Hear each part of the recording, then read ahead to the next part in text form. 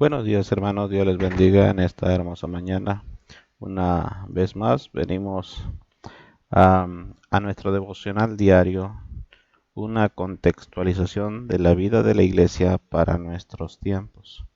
Amén. En esta ocasión estaremos abordando el verso 9, 10 y 11 del libro de los Hechos en el capítulo 1. Repito, Hechos 1, verso del 9 al 11.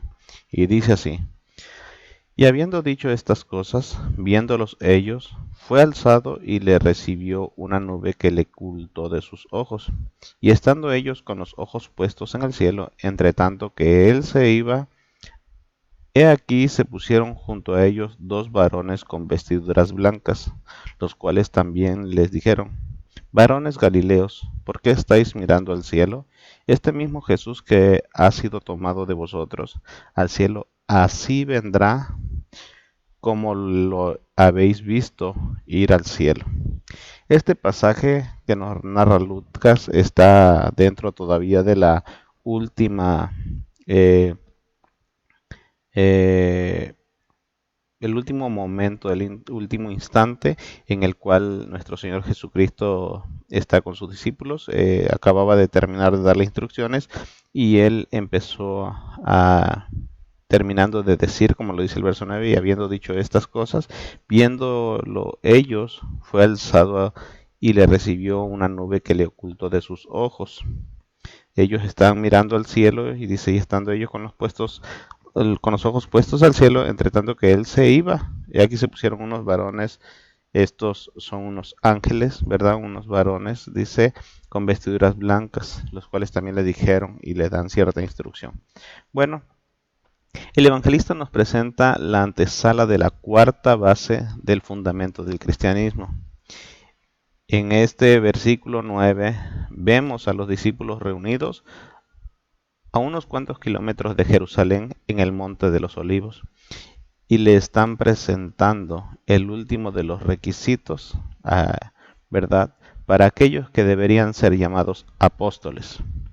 Si nosotros observamos completamente y vamos un poquito ahí en el capítulo 1 del libro de los Hechos, en el verso 21 y 22 vemos los requisitos para los apóstoles. Dice así: es necesario pues que de estos hombres que han estado juntos con nosotros todo el tiempo que el Señor Jesús entraba y salía entre nosotros, comenzando desde el bautismo de Juan hasta el día en que de entre nosotros fue recibido arriba, uno se ha hecho testigo con nosotros y de su resurrección.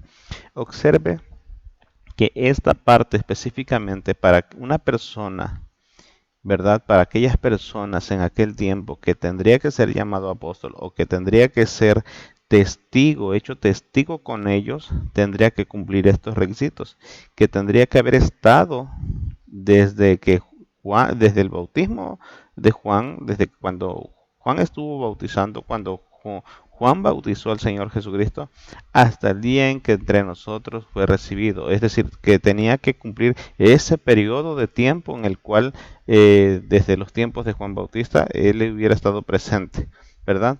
Hasta el día en que fue recibido arriba, es decir, hasta el momento en que se dio el verso 9 del libro de los Hechos, ¿verdad?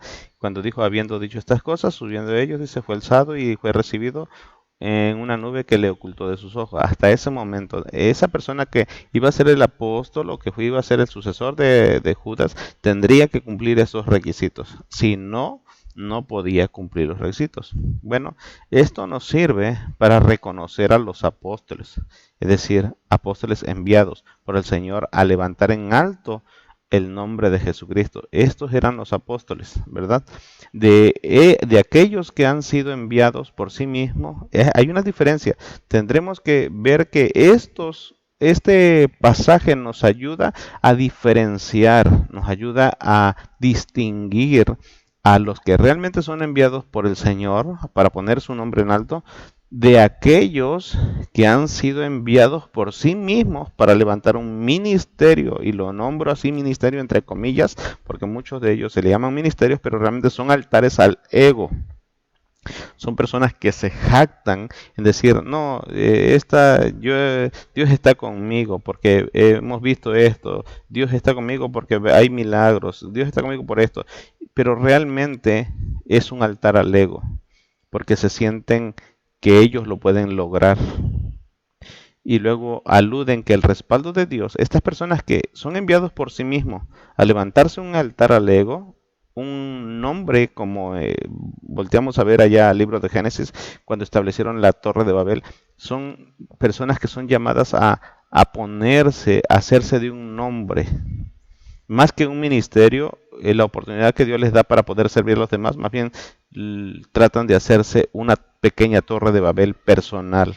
Por eso le llamo yo un altar al ego, aludiendo que el respaldo de Dios reside en ellos por la cantidad de milagros que suceden, ¿verdad?, en sus congregaciones, o los grandes templos que poseen, o la muchedumbre de la asistencia que tienen a sus cultos.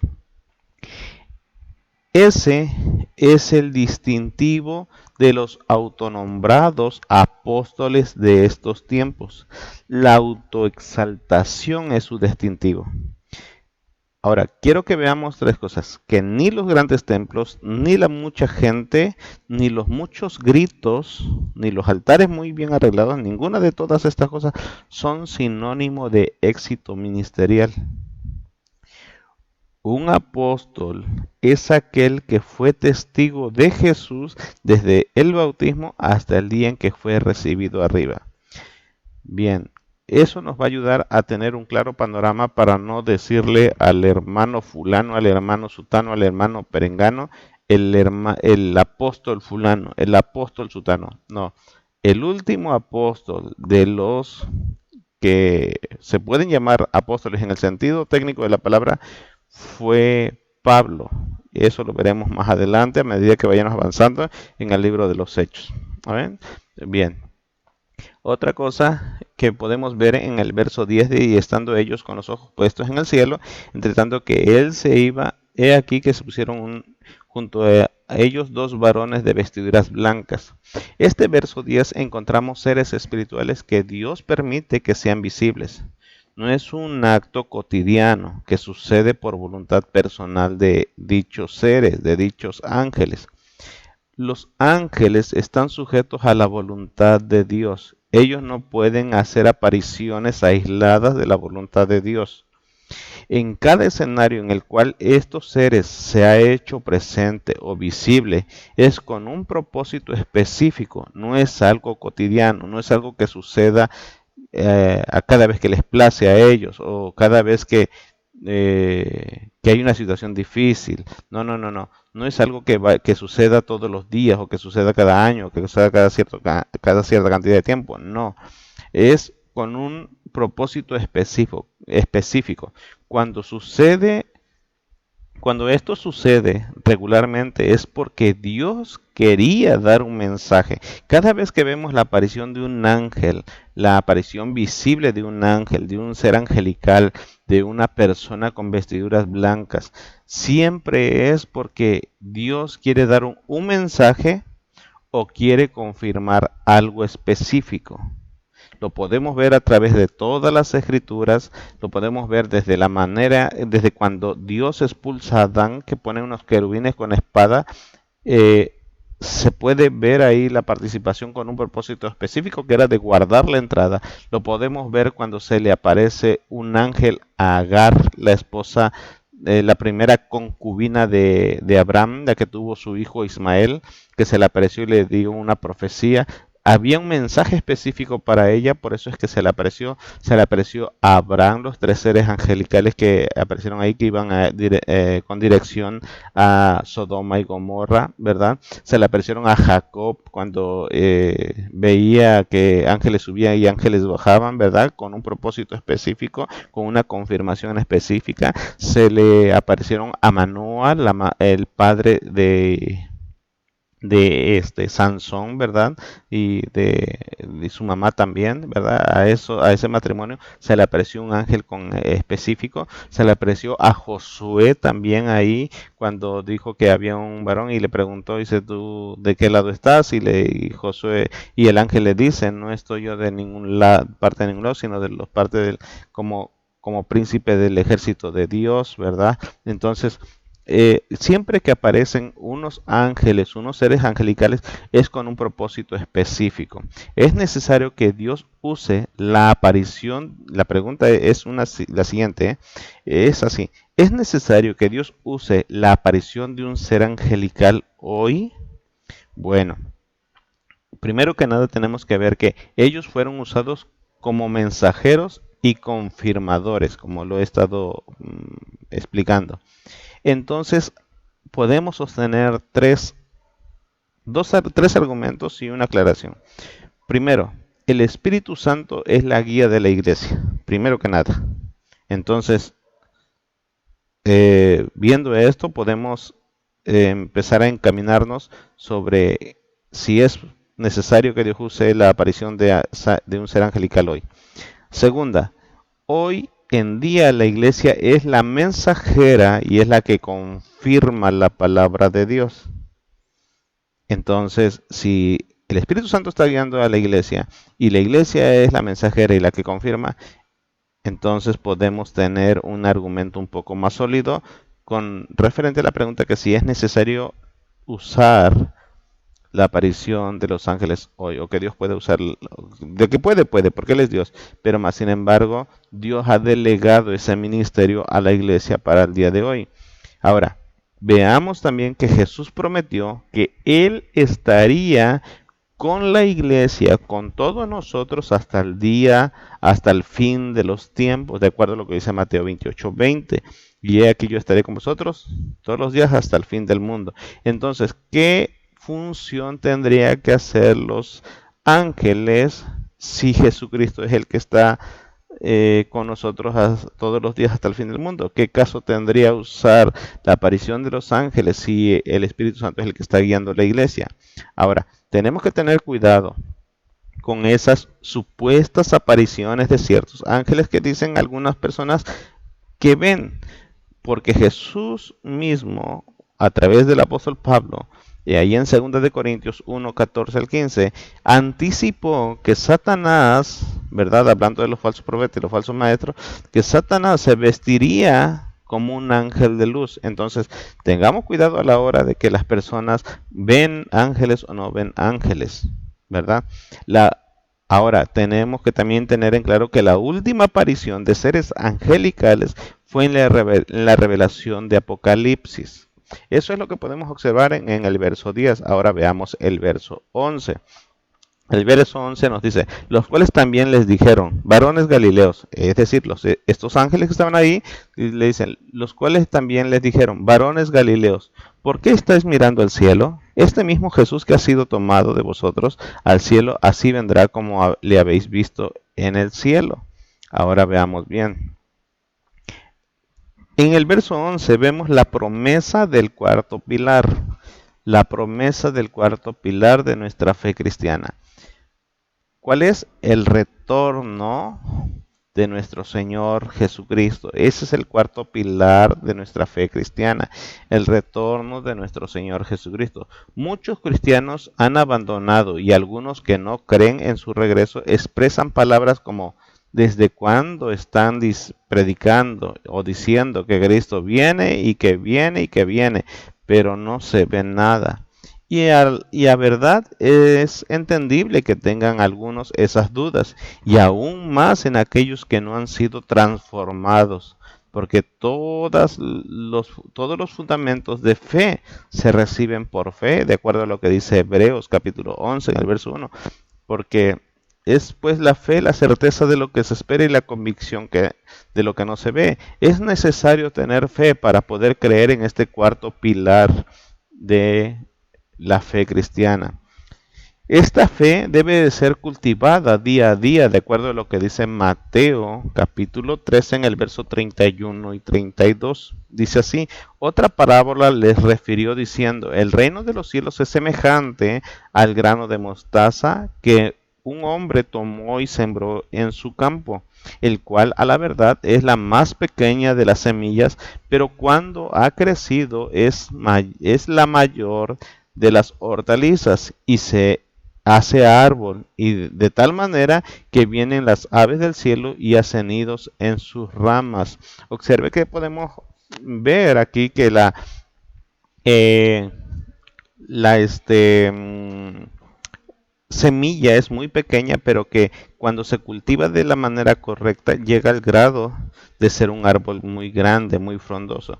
Aunque el crecimiento de una semilla está limitada a la voluntad de Dios, su crecimiento, o más bien la germinación de una semilla está limitada a la voluntad de Dios, su crecimiento tiene que ver con la participación del agricultor.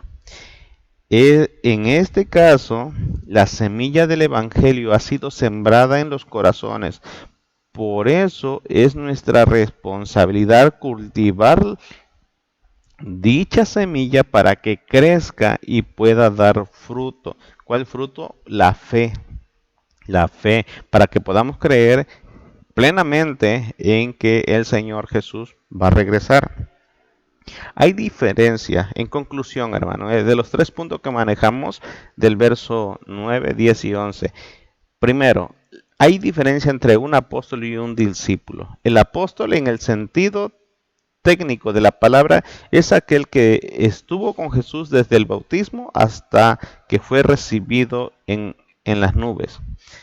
Y en el sentido etimológico es aquel que fue enviado para hacer la voluntad y cumplir los propósitos de Dios. En el sentido técnico, en el sentido etimológico de la palabra apóstol. Eh, la diferencia con el discípulo es aquel que reconoce a Jesús como maestro y que está en constante crecimiento por el ejemplo de Jesús a través de su palabra. Entonces, ¿cuál es la diferencia entre un apóstol y un discípulo? El apóstol es enviado y el discípulo es aquel que va creciendo continuamente bajo el ejemplo de Jesús a través de las Escrituras.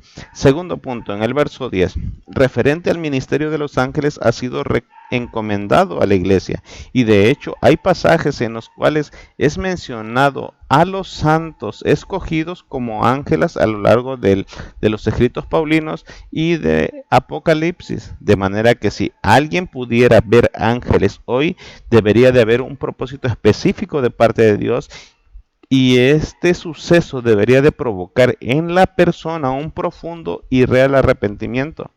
La persona que simplemente, observe, la persona que tiene ese tipo de experiencias simplemente ya no podría ser igual.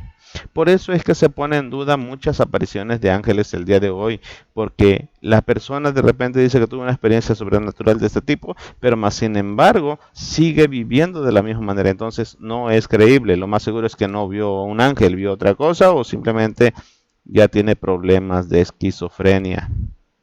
Y el punto número 3 del verso 11 dice: Dios no retarda sus promesas, como lo dice segunda de Pedro capítulo 3 verso 9. El Señor no retarda sus promesas, según algunos la tienen por tardanza, sino que Él es paciente para con nosotros, no queriendo que ninguno perezca, sino que todos procedan al arrepentimiento.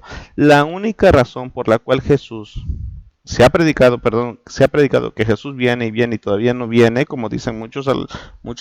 La única razón que encontramos en este pasaje es porque Él es paciente para con nosotros y Él no quiere que nadie se arrepienta. Aún aquellos que dudan, Dios espera que ellos se arrepientan y que ninguno de ellos perezca.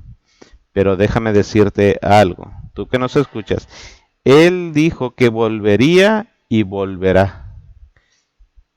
Hermano, amigo que me escuchas, la única manera que podemos hacer es que tenemos que cultivar nuestra fe para poder ver regresar al Señor Jesús en las nubes.